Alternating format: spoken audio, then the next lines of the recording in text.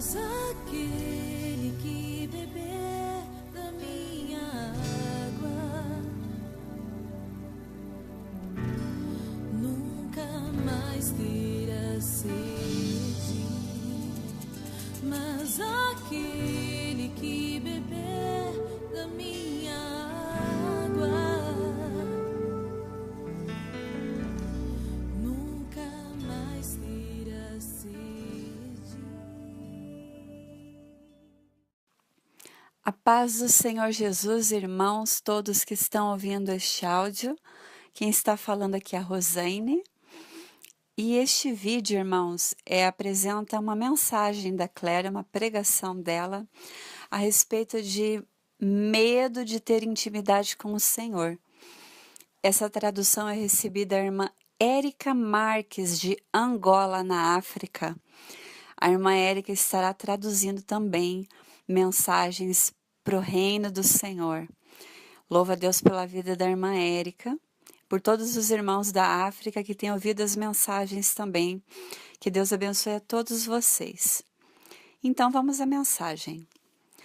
Não tema nem rejeite a intimidade com Deus. Ele deseja a sua companhia. Mensagem de 31 de outubro de 2014. Esta noite, vamos analisar toda a ideia de intimidade com o Senhor.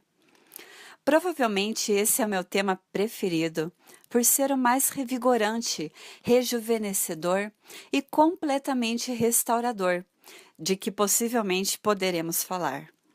Não há nada mais importante do que a intimidade com o Senhor. E muitas pessoas têm um problema sério com isso. Elas têm problemas em conseguir ver ao Senhor, ouvir ao Senhor e sentir realmente a presença dEle na oração. Por isso, vamos explorar algumas das razões do porquê isso acontece. Porque não é essa a vontade do Senhor. Ele nos quer intimamente ligados a Ele.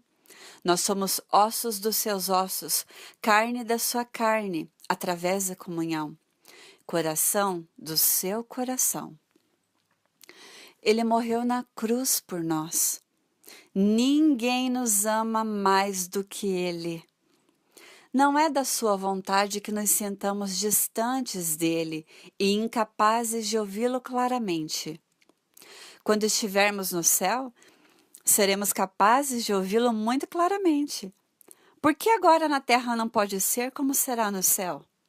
Bem, a boa notícia é que sim, pode ser. Portanto, vamos explorar algumas das coisas e obstáculos que se colocam no caminho. E tenho que dizer que a intimidade é a grande essência da nossa caminhada com Deus. Quanto maior a nossa intimidade com Ele, mais rejuvenescedor Ele é. Quanto mais cheios do seu amor, da sua luz e da sua alegria, mais e mais projetamos isso para as outras pessoas e mais o Senhor brilha através de nós e sua alegria em nós. E como ainda mais somos capazes de tocar as pessoas em pontos sensíveis e trazer cura. Por isso vou dizer uma coisa que pode chocá-los, mas eu acredito que o problema número 1 pelo qual não temos intimidade suficiente com Deus não é o nosso emprego, não são nossos filhos, não é o nosso cônjuge, não é o nosso entretenimento, não é a doença, não é a falta de abrigo ou a pobreza, não é a riqueza nem as posses. O nosso problema número 1 é o medo. Agora, por que teríamos medo de Deus? Bem, Satanás fez um bom trabalho difamando o caráter de Deus. Vamos analisar isso. Então, penso que há muito medo aqui. Não se contorçam e neguem isso, ok? Ninguém está ouvindo isso além do Espírito Santo. Por isso, caso você não acredite nisso, Quero que você desligue este vídeo por 1 minuto e reflita sobre isso. Pense se existe algum medo secreto escondido, ou mesmo um medo instantâneo que você tem quando está na presença do Senhor. Então, podemos ser totalmente honestos. Como eu disse, ninguém está ouvindo a não ser o Espírito Santo. E queremos tanto isso, portanto é importante não colocarmos nenhuma barreira. Ok, agora se essa afirmação te atingiu aí onde você está, bem-vindo à humanidade, porque muitas pessoas sentem exatamente a mesma coisa que você sente. Por que será que temos medo de Deus? Bem, nos sentimos inúteis e mal acerca de nós mesmos, para simplificar. Mas sabe que o Senhor curou os leprosos? Você sabe que não há nada escondido nessa terra que Ele não conheça? Portanto, Ele tem uma visão plena da sua vida e de onde você está. E não há nada, absolutamente nada que o afaste de você. Nada. Não se você quiser se aproximar dele. Isso não irá o repelir. Não mesmo. E nós vamos aprofundar um pouco isso. E por que isso não o repele? Ok. Eu sinto que existem basicamente 2 fontes para essa atitude e para esses sentimentos. A primeira é a coisa mais comum que temos. A nossa autoavaliação querendo nos comparar com os outros. Talvez com personagens da TV, ou pessoas da igreja, ou mesmo pessoas que nós presumimos que têm uma vida melhor que a nossa, e mais caráter, e mais bondade do que nós.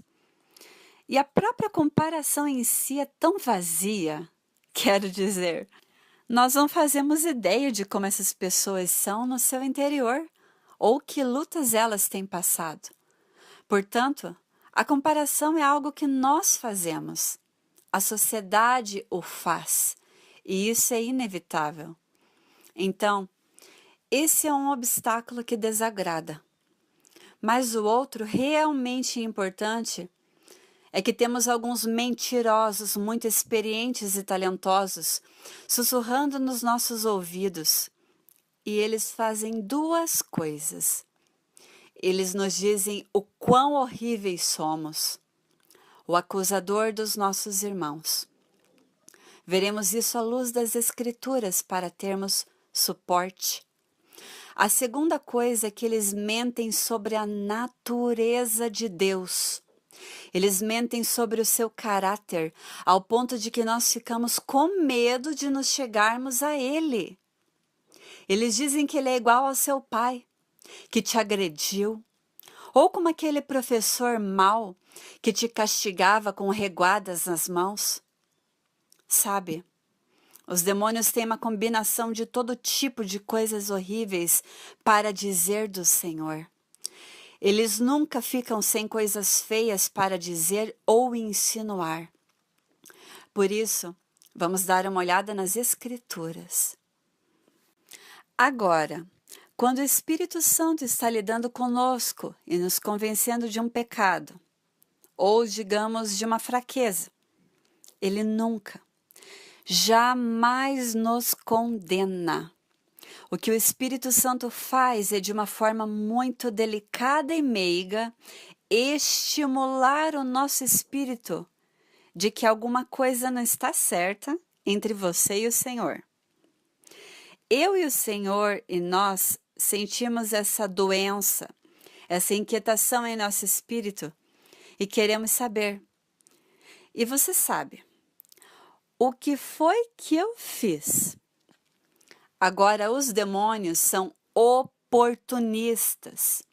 Por isso, eles vão agarrar essa simples, amorosa e delicada admoestação de que algo não está certo e vão jogar condenação sobre ela. Então, eles lançam isso sobre as suas costas e você irá se debater com a condenação e a autoaversão, bem como convicção. Mas a parte da convicção é do Espírito Santo. Todo o resto não é dele. Por isso temos que aprender a diferenciar os espíritos entre o Espírito de Deus, o Espírito do mundo e o Espírito dos demônios. Ora, em Apocalipse capítulo 12, versículo 9 diz: o grande dragão foi lançado fora. Ele é a antiga serpente chamada Diabo ou Satanás, que engana o mundo todo. Ele e os seus anjos foram lançados à terra.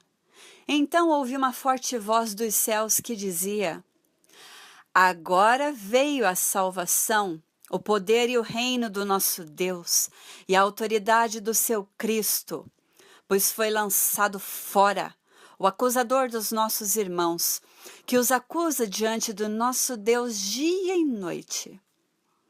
As Escrituras são muito claras ao referir que estamos sob ataque através da acusação.